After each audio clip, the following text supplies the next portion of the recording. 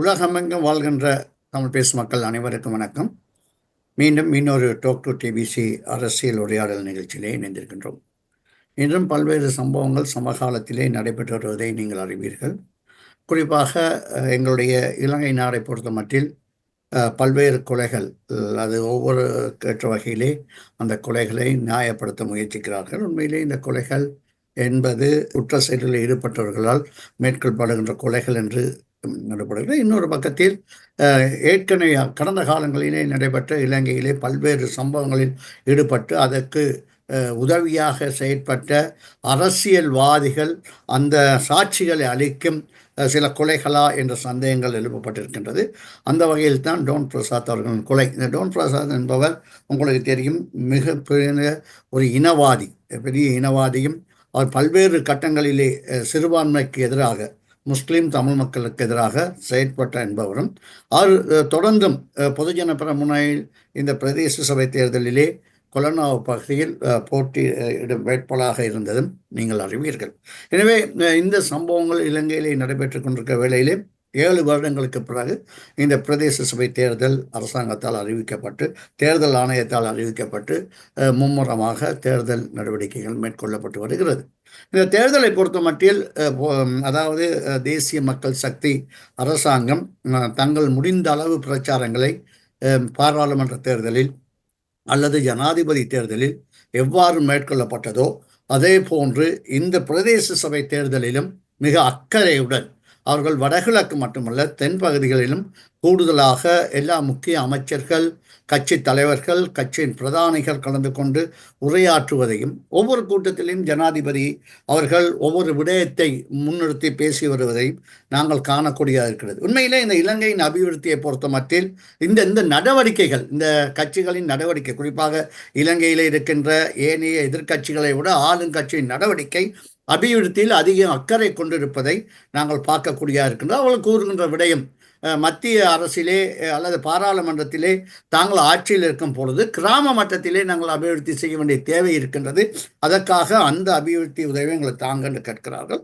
அதுக்கு ஒரு நியாயமான விடயமாக இருக்கின்றது. ஆனால் இவற்றையெல்லாம் ஒரு பக்கத்தில் வைத்துவிட்டு இன்னொரு பக்கம் நாங்கள் வடகிழக்கு செல்வோம் என்றால், அங்கே வடகிழக்கிலே இந்த பழைய விடயங்களை மேலும் கிளறி கொண்டு தன்னாட்சி, தமிழ் தேசியம் போன்ற விடயங்களை பேசிக்கொண்டு இந்த பிரதேச தேர்தலை போட்டியிடுவது எந்த விதத்தில் ஆரோக்கியமானது என்பதை கேள்வி எழுப்ப முடியாமல் இருக்க முடியவில்லை.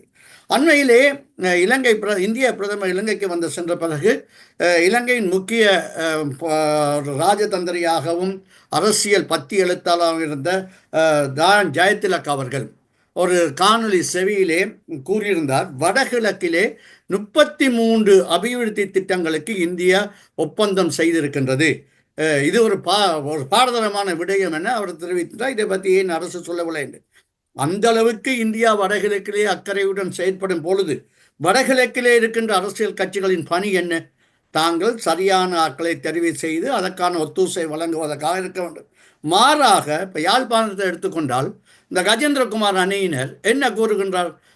இந்தியாவும் தேவையில்லை, இலங்கையும் தேவையில்லை, எங்களுக்கு அபிவிருத்தியும் தேவையில்லை, எங்களுக்கு தன்னாட்சி, சுதந்திரம், சுயநிர்ணயம் என்று பேசிக்கொண்டிருப்பது இந்த மக்களை, அதாவது இப்பொழுது இந்த காலகட்டத்திலே உலகத்திலே ஏற்படுகின்ற மாற்றங்கள் அடிப்படையிலே வடகிழக்கை அபிவிருத்தி செய்ய வேண்டிய சூழ்நிலை, அல்லது வடகிழக்கு கூடுதலாக வெளிநாட்டிலிருந்து பிரஜைகளை கொண்டு வந்து அந்த கிராமங்களை அபிவிருத்தி செய்ய தேவை தமிழ் கட்சிகளை பொறுத்த மட்டில் இருக்கின்றது. ஆனால் இவற்றை தமிழ் கட்சிகள் அக்கறையுடன் செயற்படுகிறார்களா என்ற கேள்விக்கு தான் நாங்கள் பதில் காண வேண்டி இருக்கின்றது.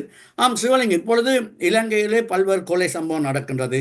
இந்த கொலைகள் நடக்கின்ற பொழுது எதிர்கட்சிகள் அது ஆளுங்கட்சிக்கு எதிராக அதை திசை திருப்ப பார்க்கின்றது. அரசியல் ரீதியாக வருகின்ற அனைத்து நடவடிக்கைகளையும் எதிர்கட்சிக்கு, அதாவது ஆளுங்கட்சிக்கு எதிராக குற்றம் சாட்டுவதை பார்க்கக்கூடிய இருக்கின்றது. குறிப்பாக ஈஸ்டர் குண்டு தாக்கல் தொடர்பாக, புள்ளியான் கைது தொடர்பாக அரசாங்கத்துக்கு மேலும் குற்றச்சாட்டு வைக்கிறது. அரசாங்கம் 5 வருடங்காலங்கள் ஜனாதிபதி ஆணைக்குழுவின் அறிக்கையை 6 மாதத்துக்குள் வெளிக்கொண்டு வந்திருப்பதாகவும் அது தொடர்பாக அடுத்த கட்ட நடவடிக்கை மேற்கொள்ள இருப்பதாகவும் கூறப்படுகிறது. அது தொடர்பாக 4 பேர் கொண்ட ஒரு குழுவையும் அமைத்திருக்கின்றது. இவற்றை நீங்கள் எவ்வாறு பார்க்கின்றீர்கள்? நீங்கள் குறிப்பிட்டது போல இன்று இந்த உள்ளூராட்சி தேர்தல் காலங்களில் காணப்படுகின்ற அரசியலை நாங்கள் எவ்வாறு புரிந்து கொள்வது? இப்பொழுது நீங்கள் குறிப்பிட்டது போல பலவிதமான படுகொலைகள் நடைபெறுகின்றன. இந்த கடைசியாக நடைபெற்ற படுகொலை தொடர்பாக பார்க்கும் பொழுது அந்த மரணமடைந்தவர் மஹிந்த ராஜபக்ஷ குடும்பத்தினருக்கு மிக நெருக்கமானவர் என்றும் இவர் சிங்கள பெருந்தேசியவாத சக்திகளின் மிக முக்கியமான ஒருவர் என்றும் குறிப்பிடப்படுகிறது. எனவே நாங்கள் இன்றைய அரசியல் நிலவரங்களை, அதாவது இலங்கையில் தற்போது காணப்படுகின்ற அரசியல் நிலைமைகளை எவ்வாறு பார்ப்பது என்பது குறித்த ஒரு சிறு சுருக்கத்தை உங்களோடு பகிர்ந்து கொள்ளலாம்னு நினைக்கிறேன். உதாரணமாக 2005ஆம் ஆண்டு மஹிந்த ராஜபக்ஷ அவர்கள் ஜனாதிபதியாக தெரிவு செய்யப்படுகிறார். 2005ஆம் ஆண்டில் இருந்து அவர்கள் பண்டாரநாயக்க குடும்பத்துக்கு மாற்றான ராஜபக்ஷ குடும்ப ஒரு பரம்பரை ஒன்று, அரசியல் பரம்பரை ஒன்றை தோற்றுவிக்கின்ற நோக்கத்தோடு அவர்கள் செயற்பட்டார்கள். அதனுடைய அடிப்படையில் மஹிந்த ராஜபக்ஷ அவர்கள் மஹிந்த சிந்தனி என்ற தலைப்பிலே ஒரு கோட்பாட்டை உருவாக்கி அதன் அடிப்படையில் தங்களுடைய அரசியலை நடத்தி கொண்டிருந்தார்கள். இந்த அரசியல் அடிப்படை எங்கே இருந்து ஆரம்பிக்கிறது என்றால், சிங்கள தேசியவாத அரசியலில் குணதாச அமரசேகர என்கின்ற ஒரு சிந்தனையாளர் சிங்கள தேசியவாதத்தை எவ்வாறு முன்னோக்கி எடுத்து செல்வது என்பது குறித்து தேசிய சிந்தனை என்ற கருத்தை வெளியிட்டிருந்தார். அதனுடைய அடிப்படையில் தான் மஹிந்த சிந்தனையாகவும் உருவாக்கப்பட்டது.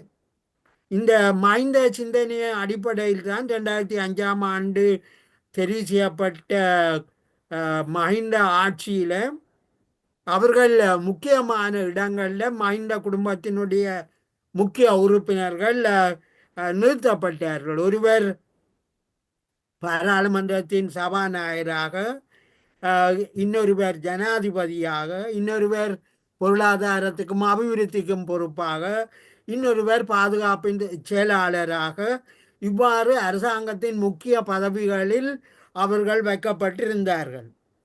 இந்த நிலைமையில் அவர்கள் தங்களுடைய பரம்பரை அரசியலை கொண்டு நடத்துறதுக்காக 2 ஆட்சி காலம் போதாது என்ற அடிப்படையில் தான் 2015ஆம் ஆண்டு அவர்களுக்கு இன்னும் 2 ஆண்டு காலம் பதவியில் இருக்கக்கூடிய வாய்ப்பிருந்த நிலைமையிலையும் அவர் ஜனாதிபதி தேர்தலுக்கு போட்டியிட்டார். 3வது ஆட்சி காலத்துக்கு போவதற்காக போட்டியிட்ட நிலையில் அந்த ஸ்ரீலங்கா சுதந்திர கட்சிகள் ஏற்பட்ட பிளவுகள் காரணமாக மைத்திரிபால சிறிசேன அந்த கட்சியில் இருந்து விலகி ஜனாதிபதியாக போட்டியிட்டு அந்த தேர்தலில் வெற்றி பெற்றார். ஆனால் போதிய அளவு பாராளுமன்ற உறுப்பினர்களின் ஆதரவு இல்லாத நிலையில் ஐக்கிய தேசிய கட்சியின் ஆதரவோடு, ரணில் விக்ரமசிங்க ஆதரவோடு ஸ்ரீலங்கா சுதந்திர கட்சி ஐக்கிய தேசிய கட்சி இணைஞ்ச நல்லாட்சி கொண்ட உருவாக்கினார்கள். இந்த நல்லாட்சி அரசாங்கம் உருவாக்கின போது அவர்கள் ஊழலுக்கு எதிராக, அரச பதவிகளை துஷ்பிரயோகம் செய்ததுக்கு எதிராக தண்டனைகள் வழங்கப் போவதாக கூறித்தான் அந்த தேர்தலில் போட்டியிட்டார்கள். ஆனால் பதவிக்கு வந்த சில மாதங்களுக்குள்ளாகவே மத்திய வங்கியில் ஊழல் ஏற்பட்டு ரணில் விக்ரமசிங்க, அவரால் நியமிக்கப்பட்ட மத்திய வங்கி ஆளுநர் மகேந்திரன் போன்றோர் இதில் சம்பந்தப்பட்டதாக வெளியில வந்தனர். எனவே ஊழலுக்கு எதிராக தேர்தலில் வெற்றியீட்டிய இவர்கள் அந்த ஊழலுக்காக நியமிக்கப்பட்ட ஆணைக்குழுவின் அறிக்கையை கூட அவர்களால் நடைமுறைப்படுத்த முடியவில்லை. பதிலாக என்ன நடந்திருக்கின்றால், ஜனாதிபதி மைத்திரிக்கும் பிரதமர் ரணிலுக்கும் இடையே நெருக்கடிகள் துவங்கின. இதன் காரணமாக மைத்திரி திரும்பவும் மஹிந்த ராஜபக்சனுடைய பக்கத்துக்கு சென்றார். அவரிடம் அதிகாரத்தை ஒப்படைக்க அவர் முயற்சித்தார். எனவே நாங்கள் இது என்னென்று இன்னும் தொடர்ச்சியாக நாங்கள் பார்க்க வேணும் என்றால், மஹிந்த ராஜபக்ச பரம்பரையினர் தங்களுடைய ஆட்சிக்கு, அதாவது பரம்பரையினுடைய ஆட்சி இலங்கையில் ஒரு வரலாறாக இருக்க வேணும் என்ற காரணத்தினால முயற்சித்த பொழுது 2015ஆம் ஆண்டு அவர்களுடைய முயற்சி தோற்கடிக்கப்பட்டதன் காரணமாக மைத்திரி பதவிக்கு வந்த பின்னர் மைத்திரியினுடைய ஆட்சியை அவர்கள் தொடர விட இல்லை. இந்த நிலைமையில தான் அவர்கள் தனி சிங்கள மக்களினுடைய வாக்குகளின் மூலம் ஆட்சியை கைப்பற்றலாம் என கருதி 2019 ஜனாதிபதி தேர்தலில் முழுமையாகவே சிங்கள மக்களினுடைய ஆதரவுடன் கோத்தபாய ராஜபக்சே ஜனாதிபதியாக வருகிறார். இங்கு நாங்கள் முக்கியமாக கவனிக்க வேண்டியது என்னென்னா, ராஜபக்ச குடும்ப பரம்பரையினர் ஆட்சியை தொடருவதற்கான ஒரு முயற்சி தொடர்ச்சியாகவே காணப்படுவதைத்தான் நாங்கள் இங்கே அவதானிக்கணும். 2019 கோத்தபாய ராஜபக்சே அவர்கள் ஜனாதிபதியாக வருகிறார்.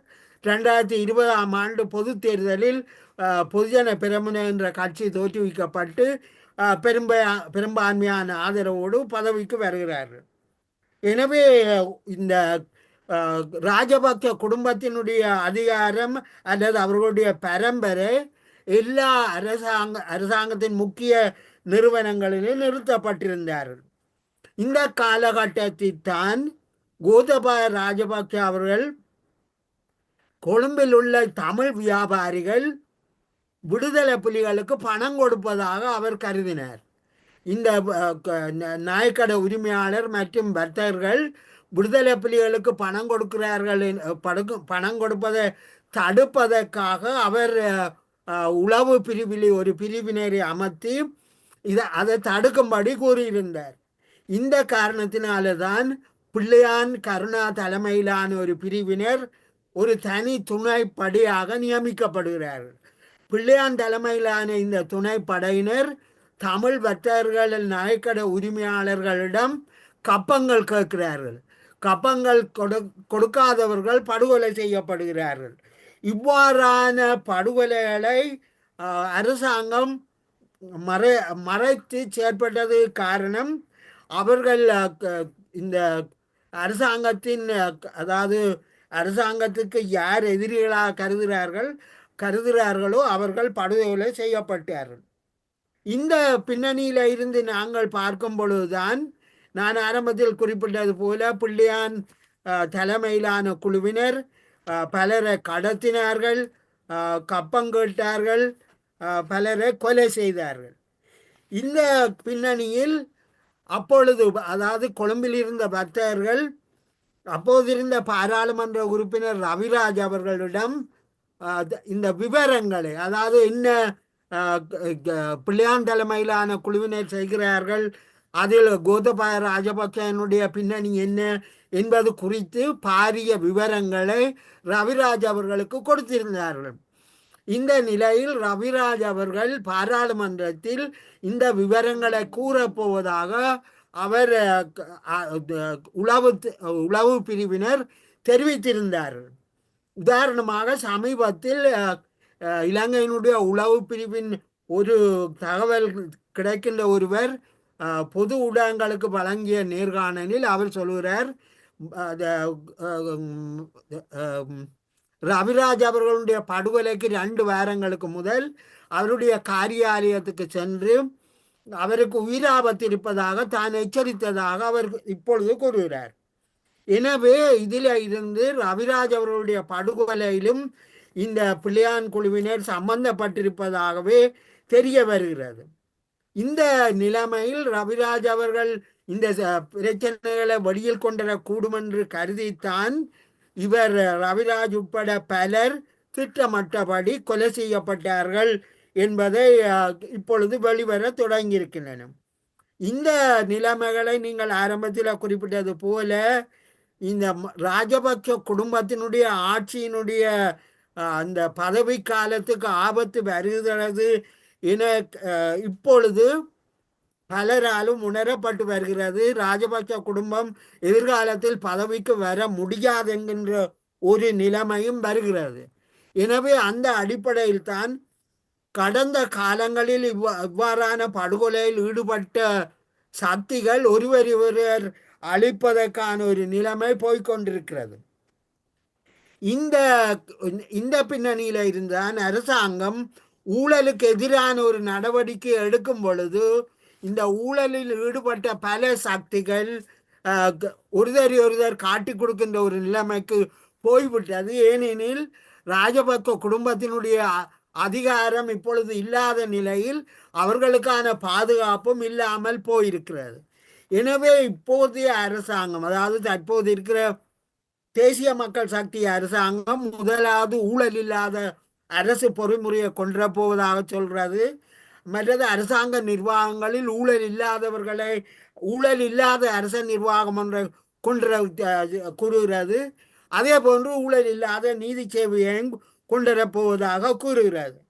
எனவே இந்த அடிப்படையில் இருந்துதான், அதாவது ராஜபக்ச குடும்பத்தினருடைய ஆட்சி இலங்கையில் எதிர்காலத்தில் இனி வரப்போவதில்லை என்ற அடையாளங்கள் தென்பட அங்கிருந்த உள்ளூர் ஊழல் சக்திகளுக்கு பயம் பிடித்திருக்கிறது. இதன் காரணமாகவே உள்ளூர ஒரு மோதல்கள் நடைபெற்று வருகின்றன. இந்த பின்னணியில் தமிழ் அரசியலில் இது குறித்த எந்த விதமான பார்வையும் இல்லாமல் வெறுமனே தேசியவாதத்தை முன்னெடுக்கின்ற ஒரு பிற்போக்கு அரசியல் ஒன்று செல்கிறது. இந்த அடிப்படையில் தான் நாங்கள் இந்த உள்ளூராட்சி தேர்தல்களையும் அவதானிக்க வேண்டும். தொடர்ந்து நாங்கள் இது பற்றி பேசலாம். நன்றி சிவலிங்கம். சிவலிங்கம் அவர்கள் பல்வேறு தென்பகுதியில் நடைபெற்ற அரசியல்களை பற்றி பல்வேறு விடயங்களை கூறியிருந்தார். அதே போன்று வடகிழக்கு அரசியலிலே ஒரு பிற்போக்குத்தனமான ஒரு அரசியலை தமிழ் கட்சிகள் முன்னெடுப்பதாக கூறுகின்றார். எது எவ்வாறு இருந்த பொழுதும் தேசிய மக்கள் சக்தி அரசாங்கம் வடகிழக்கிலே கூடுதலாக கவனத்தை செலுத்துகின்றது என்பது உண்மை. ஆனால் என்னுடைய ஐயம் கடந்த காலம் நான் கூறியது போன்று இந்த முறையும் தேசிய சக்தி வடகிழக்கிலே கூடுதலான பிரதேச சபைகளை கைப்பற்றி அல்லது அங்கத்தவர்களை கைப்பற்றினால் எதிர்வருங்காலங்களில் அந்த கட்சியில் இருக்கின்ற குறிப்பாக அனுரகுமார திசாநாயக்க ஜனாதிபதி அவர்களை தவிர்த்து அல்லது அருண் சூரிய பிரதமரை தவிர்த்து இனவாதிகளாக இன முகங்களை கொண்ட சிலர் அந்த கட்சியிலே இருப்பதை நாங்கள் ஏற்றுக்கொள்ள வேண்டும். அவர்கள் போன்றவர்கள் எதிர்காலத்திலே தமிழ் மக்களுக்கு ஒரு பிரச்சனை இல்லை என்று கூறிவிடுவார்கள் என்ற ஐயம் ஒரு பக்கம் இருக்க, இந்த பிரதேச சபை தேர்தல் எதற்காக, யாருக்காக, என்னத்துக்காக என்பதை தமிழ் கட்சிகள் கவனத்தில் கொண்டிருக்கின்றதா, அல்லது அது தொடர்பான அந்தந்த பிரதேசங்களில் எந்தெந்த அபிவிருத்தி தேவை என்பதை இனம் கண்டிருக்கின்றதா, அல்லது அது தொடர்பாக ஒரு வேலை திட்டத்தை மக்கள் மத்தியிலே வடகிழக்கிலே இந்த பிரதேச சபை தேர்தலிலே போட்டியிடும் தமிழ் கட்சிகள் இல்லை பிரதிநிதிகள் வைத்திருக்கின்றார்கள் என்ற கேள்வியை எழுப்பாம முடியவில்லை. திரு தம்பா, நீங்கள் எவ்வாறு இந்த விடயங்களை பார்க்கின்றீர்கள்? வணக்கம், அனைவருக்கும் வணக்கம். இந்த பிரதேச சபை தேர்தல்ன்றது நாங்கள் ஏற்கனவே பலமுறை கழிச்சிட்டோம். இன்றைக்கு இந்த தேர்தல் இன்றைக்கு உண்மையிலேயே இன்று 24ஆம் தேதி தேர்தல் ஆரம்பித்து விட்டோம். அதாவது இன்றுதான் தபால் மூல வாக்களிப்பு தொடங்கி. ஆகவே இதற்கான இதுவரை நடந்த பிரச்சாரங்களை முன்பது இன்னும் ஒரு 6ஆம் தேதி தேர்தல் நடைபெற இருக்கின்றது. அது வரைக்கும் இன்னும் ஒரு 10 நாட்கள் தான் இந்த பிரச்சாரங்கள், 8-10 நாட்கள் தான் பிரச்சாரங்கள் நடக்கும். பிரச்சாரங்கள் இல்லாமலும் கடைசி 20 தினங்கள் போக முடியும். இதுவரைக்கும் வருகின்ற பிரச்சார விடயங்களை பார்க்கிற போது முக்கியமாக தமிழ் கட்சிகள் வேற ஒரு பிளேன்ல தான் அவர்கள் சிந்தனை கொடுக்கின்றனர். அதாவது தமிழ் தேசிய தரப்பை ஒன்றுபடுத்த வேண்டும். இது ஒரு காலங்காலமாக அந்த காலத்தில் தமிழ் அரசியலில் எழுந்திருக்கின்ற ஒரு நிலைப்பாடாக இருக்கின்றது. அது ஒரு குழப்பகரமான நிலைப்பாடாக தான் இருக்கின்றது. என்னென்றால் தேர்தல்கள் நடந்து கொண்டிருக்கின்றன.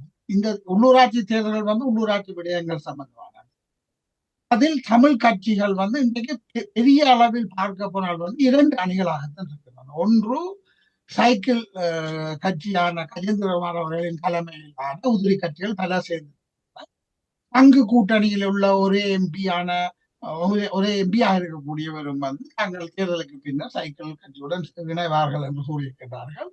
தமிழரசு கட்சியில் இருக்கக்கூடிய ஸ்ரீதரன் பிரிவினரும் கூடுதலாக அரசியல் ரீதியாக சைக்கிள் கட்சியுடன் தான் அடையாளப்படுத்துகிறார். ஆகவே இந்த 10 நாட்களுக்குள் இதுவரைக்கும் இந்த 10 எழுத்தாளர்களாலும் 10 ஜாழ் பத்திரிகைகளாலும் அரசியல் கட்சிகளாலும் மீண்டும் மீண்டும் கூறி வந்த இந்த தேசிய தரப்பு என்று சொல்லப்படுபவரின் இந்த தேசிய தரப்பு என்பதை பற்றிய விவாதம் புறம்பாக நடத்தப்படுகிறது. அது என்ன, அதன் ஆழமான கருத்து என்ன, அது பற்றி இப்போதைக்கு விடுவோம். ஆனால் அந்த தேசிய தரப்பினரது பலம் நிலை எவ்வாறு இருக்கின்றது என்பது வந்து 10 நாட்களுக்குள் தெரியும். இது அதே கருத்து கணக்கெடுப்பாகவே வைக்கலாம். இதை ஜனாதிபதி தேர்தலிலும் இதே கோட்பாடுகளை அவர்கள் முன்வைத்தார்கள். சங்கு சின்னத்தில் வந்து தேசிய ஒருமைப்பாட்டை காட்டுவதற்காக இது ஒரு சர்வஜன வாக்கெடுப்பாக பிரகடனப்படுத்தி அந்த வாக்கெடுப்பு நடைபெற்றது. அது உண்மையிலே அவர்களது வாக்குப்படியே அது சர்வஜன வாக்கெடுப்பாக இருந்திருந்தால் அந்த வடக்கு கிழக்கில் அளிக்கப்பட்ட வாக்குகள் சஜித் பிரேமதாசாவுக்கு, அதாவது மாகாண சபை தேர்தல்கள் நடத்தப்பட வேண்டும், 13ஆம் திருத்தம் முழுமையாக அமுல்படுத்தப்பட வேண்டும் போன்ற விடயங்களை உள்ளடக்கிய தேர்தல் விஞ்ஞாபனத்தை கொண்டிருந்த சஜித் பிரேமதாசாவுக்கு வடக்கு கிழக்கில் உள்ள மக்கள் மிக பெரும்பான்மையான வாக்குகளை அளித்திருந்தார்கள். இரண்டாவதாக அந்த தரப்புக்கு தமிழரசு கட்சியும் ஆதரவாக இருந்தது என்பதும் எல்லாருக்கும் தெரிந்தது. ஆகவே அது சர்வஜன வாக்கெடுப்பு என்றால் ஒவ்வொரு சர்வஜன வாக்கெடுப்பு முடிவின் போதும் அந்த சர்வஜன வாக்கெடுப்பு முடிவை அரசியல் சக்திகள் ஏற்றுக்கொள்வத நேர்மையான அரசியல். இப்ப பிரித்தானியாவிலே ஒரு வருடம் பிரதமராக இருந்த டேவிட் கேமரன் அரசாட்சியில் இருந்த பொழுது பிரெக்சிட் சம்பந்தமான ஒரு சர்வஜன வாக்கெடுப்பு நடைபெற்றது. அந்த பிரெக்சிட் சம்பந்தமான சர்வஜன வாக்கெடுப்பில் அதற்கு எதிராக பிரதமர் ஒரு நிலைப்பாட்டை எடுத்து பிரச்சாரங்களை மேற்கொண்டு தோற்கடிக்கப்பட்டது. அடுத்த நாள் தனது பதவியை ஒரு வருடமே கடந்திருந்த போதிலும் தனது பதவியை ராஜினாமா செய்து போய்விட்டார்.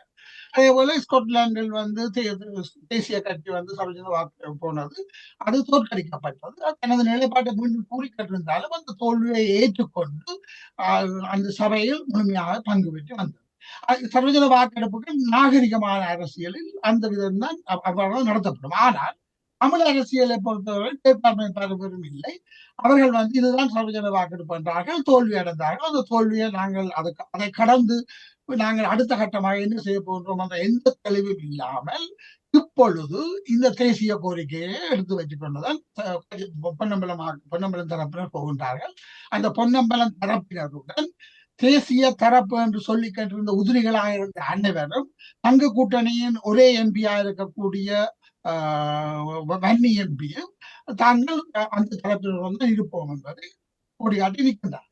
10 நாட்களுக்குள் அவர்கள் தங்களது முழு விடயத்தை இவ்வாறு ஒரு களத்தில் வைப்பது வந்து உண்மையில ஒரு சரியான அரசியல்வாதிகளுக்குரிய சமயோசிதமான அணுகுமுறை கிடையாது. அப்படி சொன்னால் அந்த முடிவுகளை அவர்கள் ஏற்றுக்கொள்ள தயாராக இருக்கிறார்.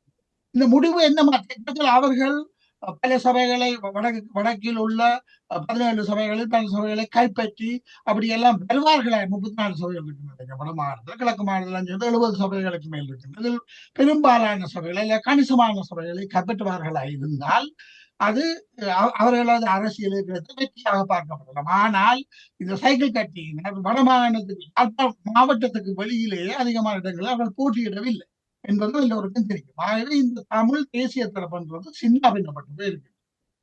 அடுத்ததாக தமிழரசு கட்சியில் உள்ள சுமந்திரன் தரப்பு கூட வந்து இந்த தேசிய மக்கள் சக்திக்கு எதிரான ஒரு பரப்புரைக்கான களமாக இதை பார்ப்பது, கஜேந்திரகுமாரின் அரசியல் போக்கை எவ்வாறு அதற்கு மாற்று அரசியல் ஒன்றை தாங்கள் வெளிக்கொண்டு வரலாம் என்பதில் உள்ள குழப்பம் தான் அதனது அடிப்படை என்றுதான் பேசப்படுகிறது. அதாவது இதற்கு மாற்றாக சுமந்திரன் தலைமையிலான அரசியல் தமிழரசு கட்சியின் நிலைப்பாடும் வந்து என்பிபிக்கு எதிராகத்தான் இருக்கு. மூன்றாவதாக என்பிபியை பொறுத்தவரையில் என்பிபி வந்து டிவிபியாக கடந்த உள்ளூராட்சி தேர்தலில் கேட்ட பொழுது வந்து யாழ் மாவட்டத்திலேயே வந்து யாழ்ப்பாண மாநகர சபையிலேயே 27 அங்கத்தவர்களை 27 வட்டாரங்களையும் 48க்கு மேற்பட்ட அங்கத்தவர்களையும் கொண்டு யாழ் மாநகர சபையிலேயே வந்து 242 வாக்குகளை தான் எடுத்திருந்தாங்க. அவர்கள் இந்த முறை வந்து வடக்கு மாகாணத்தில் கணிசமான தங்களது வாக்கு வங்கியை அதிகரித்திருப்பார்கள். அவர்களது இலக்கை வந்து வாக்கு வங்கியை அதிகரிப்பார்கள் இருக்கின்றது. இத்தனை இதுகளை கைப்பற்றுவார் என்பது முக்கியம். ஆகவேதான் தமிழ் தரப்பு சமயோசிதமாக செயற்படுவதாக இருந்தால் இந்த தேசிய தரப்பில் வந்து இதை பணயம் வைக்காமல் உள்ளூராட்சி சபைகளில் தங்களது நிகழ்ச்சி நிரல் என்ன, தாங்கள் என்ன விதமான வேலை திட்டங்களை மேற்கொள்ள போகின்றோம், உள்ளூராட்சி சபைகளில் இதுவரையில் இருந்த குறைபாடுகள் என்ன, அவற்றை எவ்வாறு நிவர்த்தி செய்ய போகின்றோம், உள்ளூராட்சி சபை மட்டத்தில் உள்ள ஊழல்களை அகற்றி நேர்மையான அரசாங்கத்தை எவ்வாறு நிலைநாட்டுவது போன்ற விடயங்களில் தெளிவான வேலை திட்டத்தை வைத்திருக்க வேண்டும். அதனை எந்த தரப்பினரும் இதுவரை வைக்கவில்லை என்பதுதான் உண்மை. ஆகவே என்பிபிக்கு, தேசிய மக்கள் சக்திக்கு கிடைக்கப்படும் வாக்கு வீதத்தின் அதிகரிப்பு அது எல்லோராலும் ஏற்றுக்கொள்ளப்படுகிறது. அவர்களது வாக்கு வங்கி அதிகரிக்கப்படும் என்பது ஏற்றுக்கொள்ளப்படுகிறது. அந்த நிலையில் இவர்களது அரசியல் இந்த தோல்வியை அடைந்தால் அந்த தோல்வியை ஏற்றுக்கொள்வார்களா? இவர்களை அதுக்கு பின்னரும் இதே பஞ்சாங்கத்தை தான் திரும்பவும் வாசிப்பார்கள் என்று எல்லாரும் சொல்லுகிறார்கள். ஆகவே தமிழ் அரசியல் ஒரு விழிப்புணர்வுடன் நடப்பதாக இருந்தால் இந்த தேர்தல்களில் வட்டாரங்கள், உதாரணமாக என்பிபி வேட்பாளராக யாழ் மாநகர சபையில் கபிலன் சத்தியமூர்த்தி என்பவர் கேட்கிறார். அவர் பல வருடங்களாக 6-7 வருடங்களாக யாழ் மாநகர சபையை பற்றியே கரிசனையுடன் பல ஆராய்ச்சிகளை செய்திருக்கின்றார். அதனுடைய வளர்ச்சிக்கான திட்டங்களை வைத்திருப்பதாக கூறுகிறார். சரிபிழை அப்பால் அதை பற்றி பரிசீலிப்பதற்கோ அதை எதிர்த்து வாதிடுவதற்கோ எதிரான அரசியல் சக்திகள் ஒன்றும் இல்லை. அவர்களது தனிப்பட்ட முறையில் சேறு பூசும் முயற்சியில் ஈடுபட்டிருக்கிறார்களே ஒழிய அவர் கூறுகின்ற விடயதானங்கள் சம்பந்தமான அதில் உள்ள கருத்தாளங்கள் பற்றியோ அதில் உள்ள பிள்ளைகள் பற்றியோ, பிள்ளைகள் இருந்தால் பிள்ளைகள் பற்றியோ சொல்வதற்கு இல்லாமல் வெறுமனே ஒரு சேறு பூசும் அரசியலில் ஈடுபட்டிருப்பது அவர்களது கையாளாகத்தான் காட்டுகிறது எதிர்த்தரப்பு. அதே போல தமிழரசு கட்சியிலோ சைக்கிள் கட்சியிலோ அல்லது வேறு கட்சிகளிலோ இருக்கக்கூடிய அல்லது சுதந்திரமாக கேட்பவர்களோ அல்லது என்பிபியில் கேட்பவர்களோ இருக்கக்கூடிய வட்டார அளவில் தெரிந்த வட்டாரங்களுக்கு சேவை செய்யக்கூடிய உறுப்பினர்களை கட்சி அரசியலுக்கு அப்பால் தேர்ந்தெடுக்கப்பட வேண்டும், அவர்கள் தெளிவான அரசியல் திட்டத்தை முன்வைக்க வேண்டும் என்பது போன்ற விடயங்கள் முன்னிலைப்படுத்தப்பட வேண்டும். ஆனால் பிரச்சார ரீதியாக அவர்கள் முன்னிலைப்படுத்தப்படவில்லை. இதுவரை பழைய குருட்டி கதவை திறந்த மாதிரி பழைய பஞ்சாங்கத்தை அவர்கள் வாசித்துக் கொண்டிருக்கின்றார்கள். தேசியம் என்று கூறுகின்றார்கள். ஆகவே 7ஆம் தேதி இந்த தேர்தல் முடிந்த பின்பு இந்த முடிவுகளை நிதானமாக பார்க்க வேண்டிய தேவையோடு இருக்கிறோம். அதுக்கு முதல் நாங்கள் 1 அல்லது 2 ப்ரோக்ராம் செய்வோம் என்று நினைக்கிறேன். இல்ல மேலுள்ள விவரங்களை பற்றி மீண்டும் பேசுவோம். ஆனால் இந்த தேர்தல் இன்று தொடங்கிவிட்டது. ஆகவே இதுவரைக்கு நடந்த அவர்கள் முன்வைத்த விடயதானங்களில் இந்த விடயங்கள் உள்ளடக்கப்படவில்லை. அது வாக்காளர்களின் கவனத்தை பெற்றிருக்குமா என்பது எல்லாம் தேர்தல் முடிவில் தான் தெரிய வரும். ஆகவே நாங்கள் பொறுமையுடன் தொடர்ந்து இந்த விடயங்களை பேசுவோம். உறவுகள் கேட்டுக்கொண்டிருப்பது டாக்டர் டிபிசியின் அரசியல் உரையாடல். ஜெகநாதன், இப்பொழுது எங்களுடைய 2 ஆய்வாளர்களும் 2 விடயங்களை தெளிவாக கொடுத்தோம். ஒன்று தென்பகுதி அரசியல், மற்றது வடகிழக்கிலே இருக்கின்ற அரசியல். இதில் தமிழ் கட்சிகள் எவ்வாறு இது கவனத்தில் கையாளுகின்றது அல்லது கையால் போகின்றது என்ற கேள்வி இருக்கின்றது. நீங்கள் எவ்வாறு இந்த நிலைமையை பார்க்கின்றீர்கள்? என்பிபி, அதாவது இலங்கையை பொறுத்தவரையில் இப்பொழுதுள்ள உள்ளூராட்சி மன்ற தேர்தல்களில் என்பிபியை பொறுத்தவரையில் குறிப்பாக ஜனாதிபதியை முன்னிலைப்படுத்தி அவருடைய பிரபல்யத்தை முன்னிலைப்படுத்தி பிரச்சாரங்களை மேற்கொள்ளுகிறதை நாங்கள் பார்க்கலாம். அதுல கடந்த வாரம் நான் கடுமையான விமர்சனத்தை முன்வைத்திருந்தேன். இந்த என்ன நிதி ஒதுக்கப்பட மாட்டாது எதிரானவர்களுக்கு என்ற ரீதியில இது ஒரு ஜனநாயக விரோத போக்கு என்ற ரீதியில, ஆனா அது அப்படி இல்லை என்ற ரீதியில அந்த தவறை புரிந்து கொண்டு அதுக்கான பதிலை கூறுகிற கருத்துக்களை ஜனாதிபதியிடமிருந்து நாங்கள் பார்க்கக்கூடியதாக இருந்தது. ஆனா எதுவாக இருந்தாலும் இன்றைய கடந்த கால அதாவது 1950 அந்த காலகட்டங்களில இவ்வளவு மோசமான ஊழல் இருந்ததாக இல்லையேன்னு என்று சொல்லிச்சுன்னா ஓரளவுக்கு அப்பொழுது பாராளுமன்றத்துக்கு சென்றவர்கள் அந்த வசதி படைத்தவர்களாகவும் ஓரளவுக்கு ஆக்கபூர்வமான ரீதியில பாராளுமன்ற விவாதங்கள் நடந்ததுகளை நாங்க பார்க்கக்கூடிய இருந்தது. ஆனா பின்னாலே இப்பொழுது இந்த புதிய தேர்தல் முறைகளின்படி 70ஆம் ஆண்டுகளுக்கு பிறகு 77ஆம் ஆண்டுக்கு பிறகு வந்த இந்த மாவட்ட ரீதியான தேர்தல் முறைகள் இவைகள்ன்றதுகள் முழுக்க பண முதலைகளை உருவாக்குகிறவர்களாகவும் இது குடு அல்லது போதவஸ்து பொருள் வியாபாரங்கள் இதனோட தொடர்புள்ளவர்களாகவும் இந்த அரசியல்வாதிகள் அதுக்கு பல நாங்கள் சொல்லலாம்.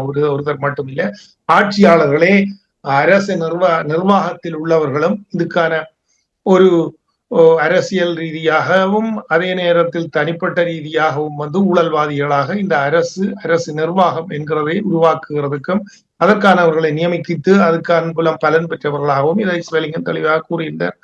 இந்த மஹிந்த குடும்பம் அப்படி அதன் மூலம் லாபம் பெற்றுக் கொண்டாண்டு பின்னால சமீப காலத்தில் ஊழலை ஒழிப்பேன், நேர்மையான ஜனாதிபதி, நேர்மையான அரசியல்வாதி என்று என்னை தம்பட்டம் அடித்துக் கொண்ட ரணில் விக்ரமசிங்கா அவர்கள் என்ன என்ன இந்த இவர்களுடைய ஆதரவின் மூலம் அவர்களை பாதுகாக்கிற வேலையை செய்ததுன்றது எவ்வளவு மோசமான நிலைமையும் இலங்கையில உருவாக்கி இருக்கிறதுன்றதை நாங்க பார்க்கலாம். அந்த ரீதியில கடந்த காலத்துல தமிழர் கூட்டமைப்பு இந்த நல்லாட்சி அரசாங்கம் என்று கூறப்பட்ட காலத்தில் நடந்த ஊழல், அதாவது இந்த அர்ஜுனா மகேந்திரன் அவர்கள் இந்த கோடிக்கு ஆயிரக்கணக்கான கோடிகள் இந்த மத்திய வங்கியினுடைய ஊழல் என்பது பகிரங்கப்படுத்தப்பட்ட உண்மை. இந்த காலகட்டத்தில் எதுவும் பேசாமல் ரணில் விக்ரமசிங்காவிலிருந்து நிதி பெறுகிறதுக்காகவே அரசியலை கொண்டு சென்றவர்கள் என்ற ரீதியில கூட்டமைப்புக்கு இந்த தார்மீக பொறுப்பு இல்லையா? இந்த ஊழலுக்கு துணை போனதுக்கு, இவர் ஊழல் தாங்கள் செய்யவில்லை என்று சொல்லி சொன்னாலும் ஊழல்வாதிகளுக்கு துணை போனது என்ற தார்மீக பொறுப்பை ஏற்றுக்கொள்ளுகிறதுக்கு இவர்கள் தயாரா? இன்றைக்கு வரைக்கும் இதை பற்றி ஏதும் வாயை திறந்திருக்கிறார்களா? சுமந்திரன் உட்பட அனைத்து பாராளுமன்ற உறுப்பினர்களை தான் நான் கூறுகிறேன். ஆகவே இவர்கள் படு மோசமான சந்தர்ப்பவாத அரசியலை செய்கிறவர்களிடமிருந்து தமிழ் மக்களுக்கான ஒரு நாகரிகமான அல்லது அவர்களுடைய அடிப்படை தேவைகளை பூர்த்தி செய்யக்கூடிய அரசியல் வெளிப்படும் என்றது நான் கடந்த காலத்தில் கூறுற போல அரசியல் மலடுகளாக இருக்கிறவர்களிடம் நாங்கள் எதிர்பார்க்க முடியாது. இதன் காரணமாகத்தான் நீங்கள் குறிப்பிட்டது போல 32, 33 அபிவிருத்தி திட்டங்கள் வடக்கு கிழக்கிலே ஒப்பந்தமாக இருக்கிறது என்று சொன்னால் அந்த தேவைகளை அல்லது அந்த அபிவிருத்தியை எப்படி, அதுக்காக ஒதுக்கப்படுற நிதியை எப்படி பிரயோசனப்படுத்தலாம் என்ற ரீதியில ஏதாவது கருத்துகள் தெரிவிக்கப்படுகின்றன. அதே நேரத்தில் இன்றைக்கு சுற்றுப்புற சூழல் இன்றைக்கு மோசமான நிலைமை உருவாகி கொண்டிருக்கிறது. அதாவது இந்த தட்பவெப்ப நிலைமைகள் இவைகள் என்ற ரீதியில எங்களுடைய பூமத்திய நாடுகள் மோசமாக பாதிக்கப்படும். அதீத மழை வீழ்ச்சி, அதீத வறட்சி இவைகள் என்ற ரீதியில தங்களுடைய வட்டாரங்களிலே ஒரு வட்டாரத்துல தெரிவு செய்யப்படுகிறவருக்கு தான் அந்த மக்களோட தொடர்புகள் இருக்கிறது. அந்த பகுதியிலே அந்த நீர்நிலைகளை எப்படி ஆதாரங்களை பேண முடியும், அங்க உள்ள சிறு குளம் இவைகள் ஆக்கிரமிப்புகளிலிருந்து அகற்றியவை பாதுகாத்து அந்த நீர் சேகரிக்கப்படுகிறதும் அதே நேரத்தில் மேலதிகமான நீர் வெளியேற்றப்படுகிறதுக்குமான வாய்ப்புகள் என்ன மாதிரி என்றதுகள் சம்பந்தமாக முக்கியமாக ஆராயப்பட வேண்டிய விடயங்கள். ஆகவே இதற்கு தகுதியானவர்களை தெரிவு செய்ய வேண்டிய பொறுப்பு மக்களுக்கு இருக்கிறது. ஆனால் இவர்கள் இவைகளை பற்றி எதுவும் பேசுறதோ அதுகள் என்றது இல்லாமல் தமிழ் தேசியம் என்ற ரீதியில வேறு எதுவும் இல்லாமல் தங்களுடைய மலட்டுத்தனத்தின் காரணமாக, அரசியல் மலத்தின் காரணமாக இவைகளை பேசுவதும் ஒற்றுமையை பேசுகிறது என்ற ரீதியில நடந்து கொள்ளுகிறது தமிழ் மக்களுக்கு எந்த விதமான ஒரு ஆரோக்கியமான அரசியலாகவும் இருக்க முடியாது. இதன் காரணமாகத்தான் அவர்கள் இந்த ஏனைய என்பிபி போன்ற கட்சிகளை நோக்கி மக்கள் நகர்கிறார்கள். அது எந்த விதத்திலும் தடுக்க முடியாது என்றால் அவர்கள் அதுக்கான திட்டங்களை உருவாக்குகிறதுன்றதுல அல்லது அந்த அபிவிருத்தி சம்பந்தமாக அவர்கள் மிக தெளிவாக பேசுகிற நிலைமைகளை நாங்க பார்க்கக்கூடிய இருக்கிறது. ஆனா அரசாங்கத்திடம் இருக்கிற குறைபாடுன்றதையும் நாங்க இதுல சுட்டி காட்ட வேண்டும். தமிழ் மக்களின் பிரச்சனைன்றதுகள் எந்த அளவுக்கு தமிழ் மக்கள் அதை ஆரோக்கியமாக கொண்டு செல்ல போகிறார்கள்ன்றது தமிழ் மக்களை பொறுத்தது. அதுல தங்களுடைய தேவை என்ன, அபிவிருத்தி அல்லது அதே இனத்தில் அரசியல் உரிமைகள்ன்றது ரீதியில எப்படி முன்னெடுக்க போகிறார்கள், அதற்கான கற்பித்தலை எந்த அளவுக்கு அரசியல்வாதிகள் செய்கிறார்கள்ன்றதை பொறுத்துத்தான் அவர்களுடைய அந்த ஆரோக்கியமான எதிர்கால அரசியல் தீர்மானிக்கப்பட முடியும். ஆனா இந்த என்பிபியை பொறுத்தவரையில் அவர்கள் இந்த ஊழல் சம்பந்தமாக மிக தீவிரமாக பேசி ஆட்சிக்கு வந்தார்கள். முதல் ஜனாதிபதி தேர்தலாக இருந்த பிறகு இந்த ஊழல் சம்பந்தமான ரீதியில ஒரு பட்டியலை வெளியிட்டார்கள். இந்த தவறணைகள், சாராய தவறணைகள் யார் யார் பெற்றுக்கொண்டார்கள் என்று சொல்லி ஒரு பிரபலியமாக பேசப்பட்டது. ஆனா பிறகு அது அப்படியே கிடப்பில போடப்பட்டது. இப்பொழுது அதை பற்றி பேசுகிறதா இல்லை. அதை தொடர்ந்து ஒவ்வொரு விடயங்கள், அதாவது ஊழல் சம்பந்தமான பிரச்சனைகள் என்ற ரீதியில இந்த பிறகு தேசபந்து தென்னக்கூனுடைய, நான் கொஞ்சம் முன்னுக்கு சிலர்கள் பின்னுக்குமாக நடந்திருக்கலாம், தேசபந்து தென்னக்கூனுடைய பிரச்சனை வந்தது. அதே போல பட்டளந்த விகாரம் வந்தது. இவைகள் எல்லாம் இன்றைக்கு பேசுகிறது எல்லாம் உயிர்த்த ஞாயிறு பிரச்சனை பேசப்பட்டு கொண்டிருந்தது. இப்பொழுது அது எந்த அளவுக்கு இப்ப 66,000 பக்க அறிக்கை சமர்ப்பிக்கப்பட்டிருக்குன்னு சொல்லிச்சுன்னா இதை வாசிச்சு முடிக்கிறதுக்கோ அல்லது அதன் குறிப்புகள் எடுக்கிறதுக்கு பகுதிகளாக பிரிக்கப்பட்டு அதன் குறிப்புகள் எடுத்து எந்த அளவுக்கு இந்த விசாரணை துரிதப்படுத்தப்பட போகிறதுன்றது பொறுத்திருந்தான் பார்க்கணும். ஆனால் இதுல ஸ்வெலிங்கம் கூறினது போல இந்த சாட்சிகளை இல்லாமல் பண்றதுக்கான வேலைகள் தொடர்ந்து நடந்து கொண்டே இருக்கின்றன. ஆகவே இந்த அரச நிர்வாகத்தில் மிக தீவிரமா பாரிய அளவுக்கு இந்த கடந்த கால ஆட்சியாளர்களுக்கு துணை போகிறவர்கள் இருக்கிறார்கள். அது எல்லா திணைக்களத்திலும் இருக்கிறது. ஆகவே இது உதாரணத்துக்கு தேசபந்து தென்னக்கூனுக்கு நீதிமன்றத்தில வந்து தீர்ப்பளிக்கப்படுகிறது. அவர் வந்து பாதுகாப்பு அவருக்கு இல்லாதபடியால் வாகனத்தை நீதிமன்ற வளாகத்துக்கு கொண்டு வந்து அவருக்கு போலீஸ் பாதுகாப்புடன் அவர் வீட்டுக்கு அனுப்பணும் என்று சொல்லி, ஆனா நீதிமன்றம் வந்து இந்த வாத பிரதிவாதங்களை முன்வைத்து ஒரு தீர்ப்பை வெளியிடுகிறது. 20 நாளைக்கு வந்து எல்லா பாதுகாப்போடும் அவர் தலைமறைவாக இருந்தவருக்கு வந்து பாதுகாப்பு தேவையில்லை. அவர் வந்து வெளியால போய் சாதாரண நீதிமன்ற வளாகத்துக்குள்ள சிறைச்சாலை வாகனங்கள் அல்ல இவைகள் தான் பாதுகாப்புக்குரிய வாகனங்கள்ன்றதுகள் தான் செல்ல முடியுமே தவிர ஏனைய வாகனங்கள் தனியாருடைய போக முடியாது. ஆனால் இவருக்கு வந்து அது வெளியால போய் ஏறலாம் என்று சொல்ல அந்த நீதிமன்றத்துல பகிரங்கமாக நீதிமன்றத்துக்குள்ளே வாகனம் கொண்டு வரப்பட்டு அதிலே அவர் ஏறி செல்லுகிற காட்சிகளை வந்து இன்றைக்கு ஒளிப்பதிவு இவைகள் எல்லாம் வெளியிடப்பட்டதுகளை நாங்க பார்க்கக்கூடிய இருந்தது. அப்படி என்றால் இந்த போலீஸ் திணைக்களம் எந்த அளவுக்கு வந்து ஊழல்ல மலிந்திருக்கிறது, இதை ஏன் அங்கே உள்ள போலீசார் தடுக்கவில்லை? அந்த அளவுக்கு அச்சம் நிலவுகிற அளவுக்கு வந்து இந்த அரசியல் இருந்து கொண்டிருக்கிறது என்று சொன்னா இதை மாற்றுகிறதுக்கு அல்லது தீவிரமாக செயல்படுத்த வேண்டிய இந்த பிள்ளையான் சம்பந்தமாக சுரேஷ் சாலே வந்து பகிரங்கமாக குற்றச்சாட்டப்பட்டிருக்கிறார். அவருக்கு தொடர்புகின்ற இதுல சாட்சிகள் பல கூறப்பட்டிருக்கின்றன. ஏன் சுரேஷ் சாலே இது வரைக்கும் விசாரிக்கப்படவில்லை? அப்படி என்றால் இந்த அரசாங்கம் என்ன இராணுவத்தை அல்லது இவர்களோட முரண்படுகிறதுக்கு அஞ்சுகிறதா? ஆகவே இவைகள் எல்லாம் வந்து தீர்க்கப்பட வேண்டிய, மக்களுக்கு நம்பிக்கை ஏற்படுத்துகிறது என்று சொன்னா தனியா மற்ற ஏனைய பிரச்சனைகளை விட தாங்கள் கொடுத்த வாக்குறுதிகளை காப்பாற்ற வேண்டிய பொறுப்பு இந்த அரசுக்கு இருக்கு. அதை அவர்கள் நிறைவேற்றுவார்கள் என்று சொன்னால்தான் இந்த ஊழலற்ற ஊழலற்ற ஒரு ஆட்சியை உருவாக்க முடியும். ஆகவே அதை மக்கள் நம்புகிறார்கள் என்றதை மனதில் கொண்டு அவங்களுடைய செயல்பாட்டை செய்ய வேண்டும் என்றதுதான் எங்களுடைய எதிர்பார்ப்பு, மக்களுடைய எதிர்பார்ப்பு. தொடர்ந்து பேசுவோம். உறவுகள் இதுவரை கேட்டது டாக்டர் டிபிசியின் அரசியல் உரையாடல். மீண்டும் இன்னொரு நிகழ்ச்சியை சந்திப்போம் உறவுகளே. நன்றி, வணக்கம்.